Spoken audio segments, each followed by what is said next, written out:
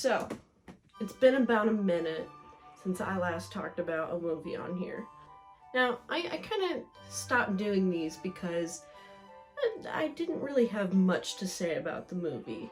It's just kind of like, yeah, it was alright, nothing I feel worth making a video about. And then I saw the Camila Cabello thing pop up on our little Amazon Prime thing. And I thought, you know what? Let's watch it. And instead of live tweeting the movie, I'll just take notes during it. And if I feel like it's worth talking about, I'll make a video about it. And boy, is there a lot to talk about in this movie. Oh my gosh. Okay, so I didn't really know much about this movie going in. I just knew that Camila Cabello was Cinderella. They had made the fairy godmother the genderless, fabulous godmother. And James Corden is one of the mice, I think. And that was about it. I knew nothing else going in. So we're gonna kind of go through my notes here, and we're just gonna talk about the movie. Now, in terms of like princess stories, I was never really much, I wouldn't say Cinderella is like my favorite. I'm more of an Ariel kind of girl. Cinderella is up there for me. Granted, I do have this whole Cinderella getup going on, but I got it to wear to the Renaissance Fair. But anyways, so for starters, this movie had a 4.2 rating out of 10, which was kind of my deciding factor as to, okay, I'm gonna take some notes and see what happens. Right from the very beginning, this movie is very much a march to the beat of your own drum kind of movie.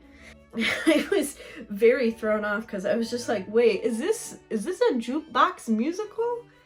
And the opening number is Rhythm Nation by Janet Jackson, mashed up with You Gotta Be by Desiree. Two songs that I feel don't really mesh well together.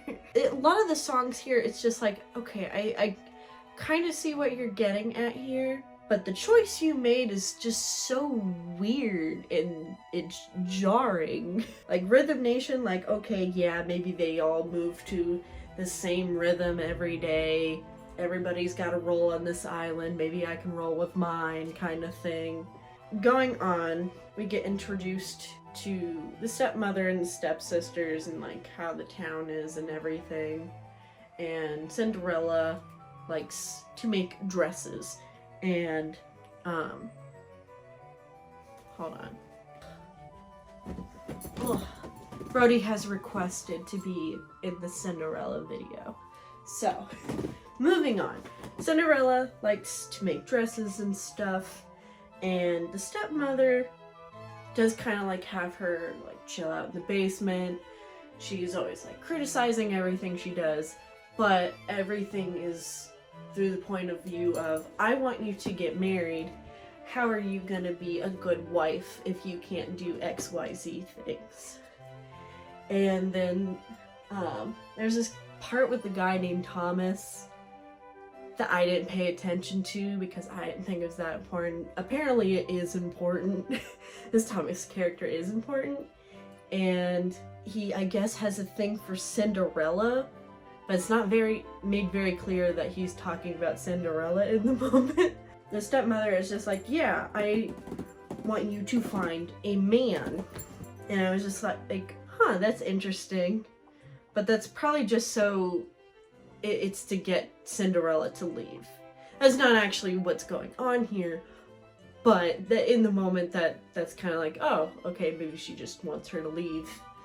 Oh, I wrote, stepmother says no girl bossing. So Cinderella makes these dresses, right? And she wants to be her own businesswoman, and she wants to go out to the market and try and sell her dresses. And the stepmother is just like, no girl bossing here, okay? So after we get the Rhythm Nation thing going on, we get 2 original songs, which made me very confused as to whether or not this is actually a jukebox musical or not. So we get the Million to One song, and then we have the Not Hamilton songs.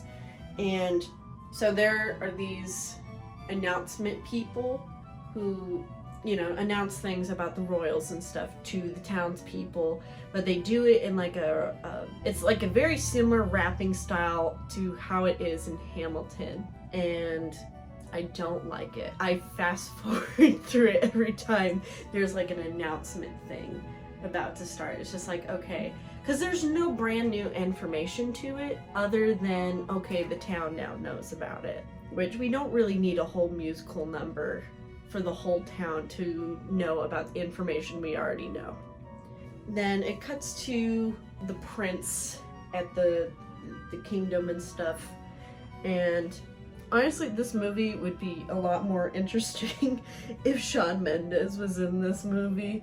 At the castle, he's pretty much Princess Jasmine, and that he has like all these suitors and stuff, and he's just kind of like not interested in any of them because he wants to marry for love, and his father's just like, we run a kingdom, okay? We don't marry for love per se, okay? He's just like, oh, you don't love mom? Yeah, also there's like a whole subplot about the king and queen trying to salvage their marriage. It's very weird.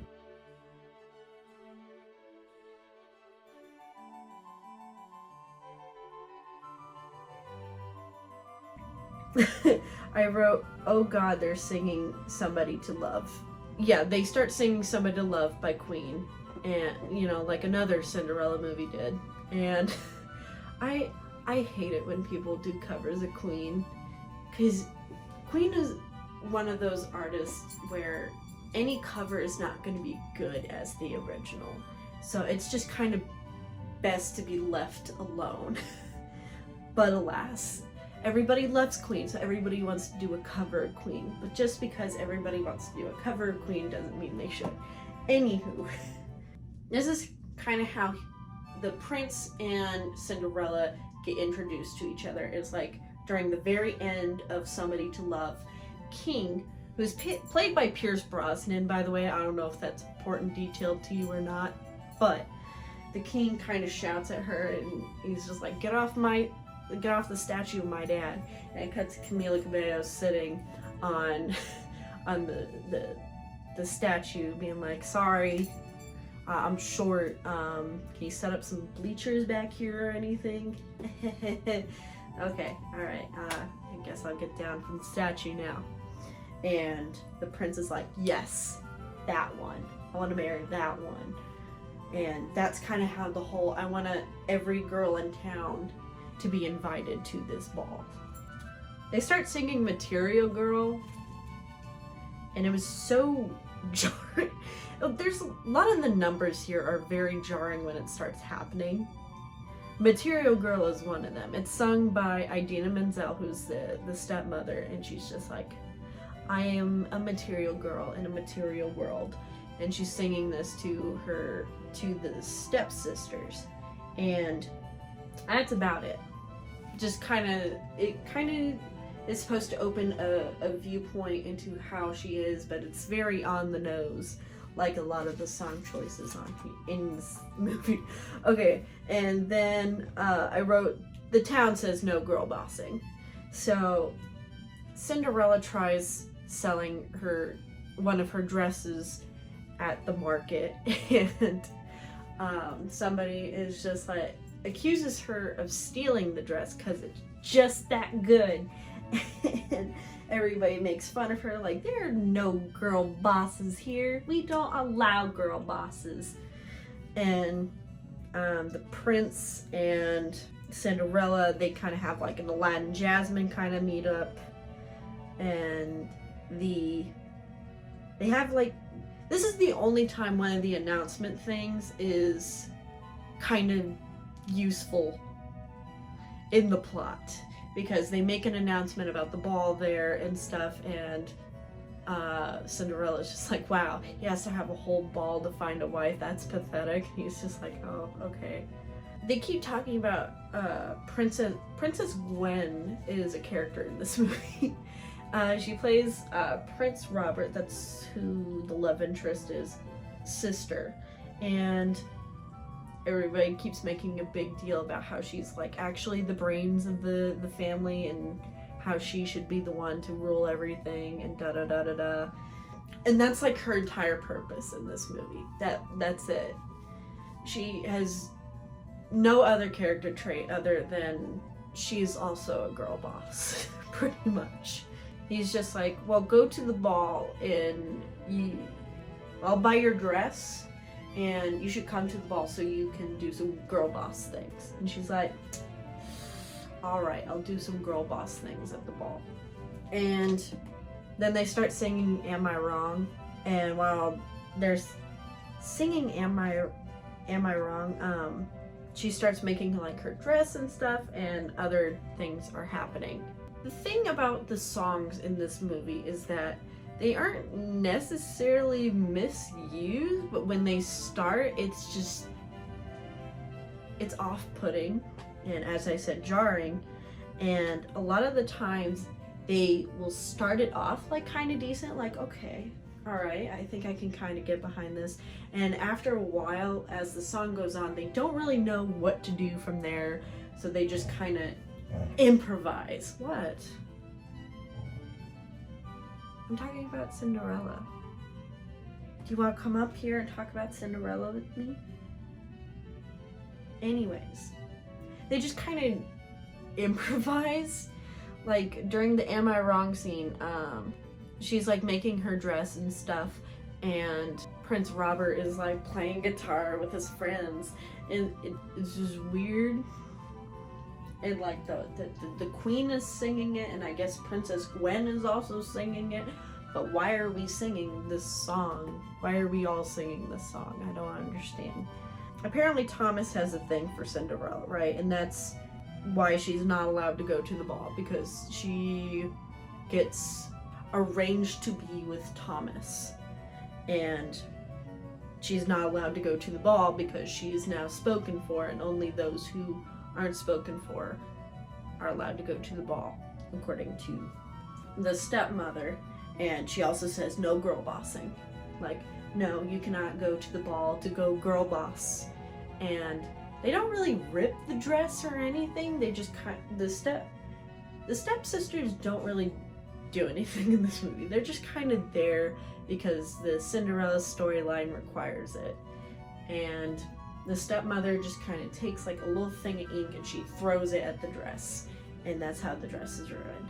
And there's also like a tiny subplot where she saved a caterpillar and it turned into a cocoon. The mice are grossed out by it, but she's just like, wow, you're so beautiful, da da da da da.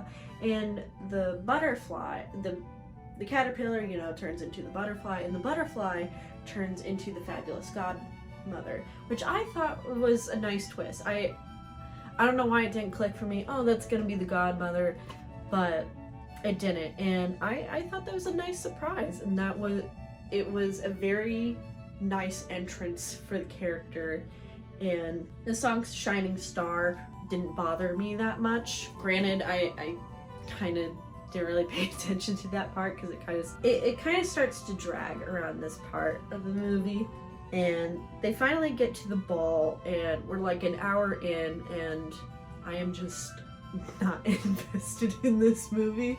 The girls at the ball start singing What a Man by Salt and Pepper, and I wrote, listen, most of the song choices have been alright, they've been decent, but What a Man did not, however, need to be in this movie. And right when I thought that was like the worst of it, they start singing Seven Nation Army. This is a mashup of What a Man by Salt and Pepper and Seven Nation Army. Why? And that scene was definitely influenced by Moulin Rouge, because especially the very ending part where they do a lot of jump cuts and stuff. Yeah, around the ball I kind of wanted to stop watching the movie because I was just not invested. Camila Cabello and Prince Robert, or Cinderella and Prince Robert, they don't have a lot of chemistry. They have like chemistry of like two good pals. I was not convinced that they were in love by the time they start singing Perfect by Ed Sheeran. And Camila Cabello is pretty decent in this movie, acting wise. I didn't think she was boring or anything. I thought she was a quite enjoyable protagonist. However, I felt like they were having her sing out of her range. Therefore, her voice wasn't very good in this movie. Cinderella's voice is supposed to be nice and warm. Like, I can't play the audio because I don't want to get copyrighted. Anyways, but Cinderella is known for having a very warm voice, and Camila Cabello doesn't really have a very warm voice, or at least they didn't bring out that warmness in the songs that they had her sing. They just kind of had her sing very high, and it sounded like it was out of her vocal range. There are these sentimental moments in the movie that get interrupted and ruined by James Corden being James Corden.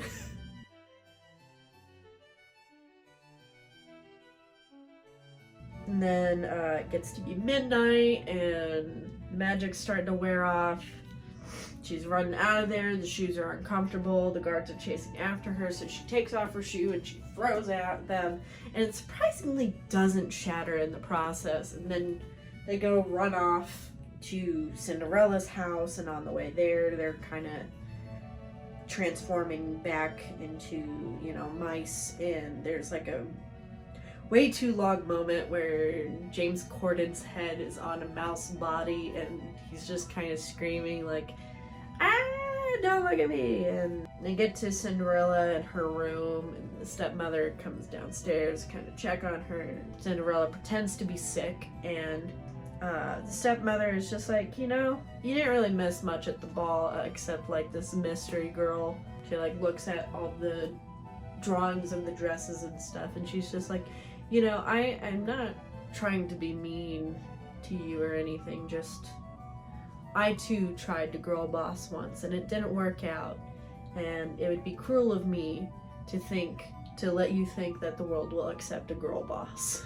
She doesn't say those words exactly, but that's pretty much the gist of it.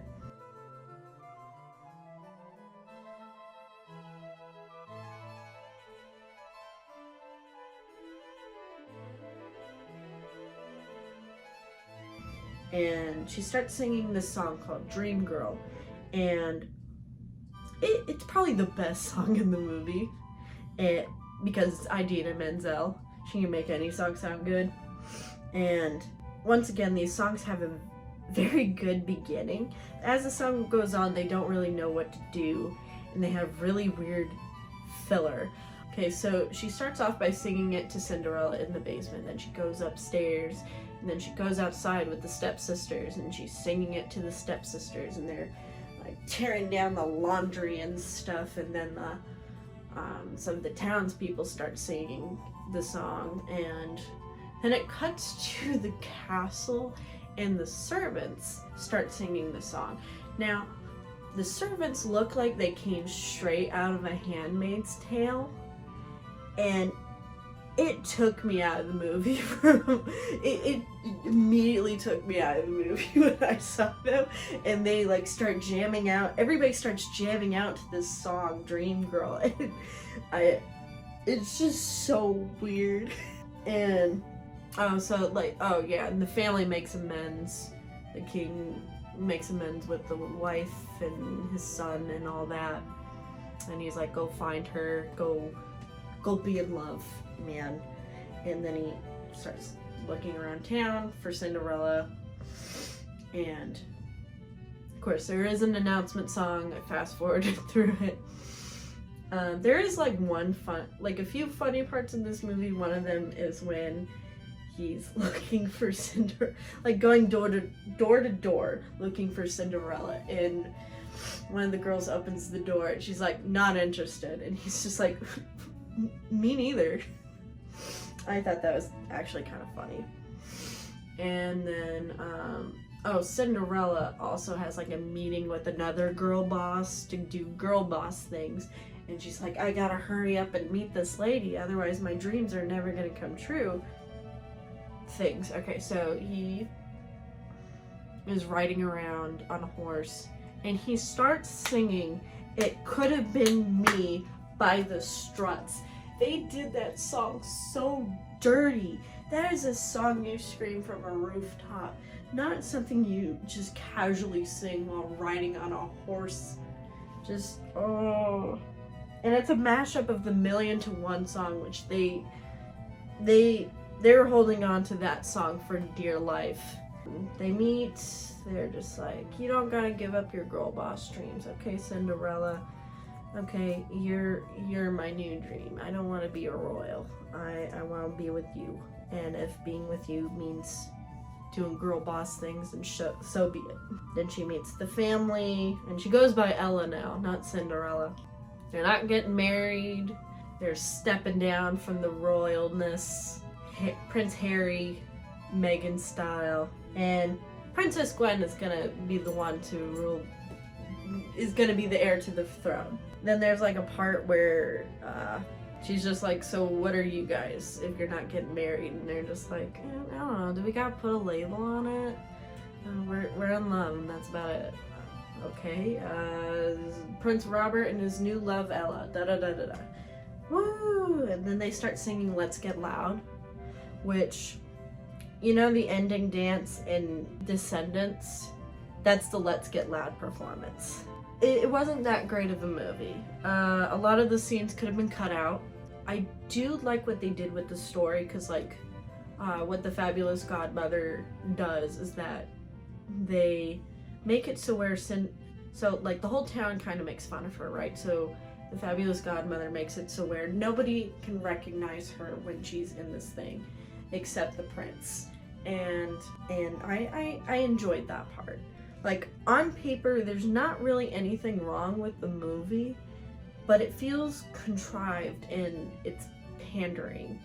And it wants to be a lot of things, but it can't. Like, you can't be Hamilton, and you can't be Hamilton and Moulin Rouge at the same time. And it doesn't take itself seriously enough to do that. And it gives Glee vibes. You know how Glee was? That's how this movie is. Pretty much, you know how like Adam Sandler movies are pretty much just Adam Sandler and his friends hanging out, the movie? This is like that, but it's James Corden and his friends hanging out, the movie, with a little bit of Glee. Hi, editing me here.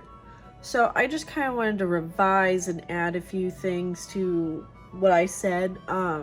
So ultimately, there's nothing wrong with Cinderella wanting to be a girl boss. And while I originally did like the fact that they made it to where they tried to make the mystery girl thing work, at the same time, it kind of makes the Cinderella glass slipper moment unimportant. And there even isn't like her putting on the glass slipper thing anymore. They just kind of find each other in the field and that's about it. The shoe isn't that important in this story. Also, in an attempt to be progressive, they casted a black man to be a fairy godmother, right? So they casted a gay black man to play a genderless fairy godmother, but as a result, it's kind of derogatory because, and they even realize they're oopsie, because if you look at the cast list, they are not referred to as the fairy godmother. It is referred to as the fabulous godmother, and they casted a black person in the role of the help. So it's a little ironic, is what I'm saying. In an attempt to be progressive, they made something a little derogatory. So that's an oofy. That's a bit of an oofy. Thank you all for watching me ramble about the Camila Cabello Cinderella movie for far too long. Be sure to comment, like, and subscribe. And this is Katie Ross signing off. Boop!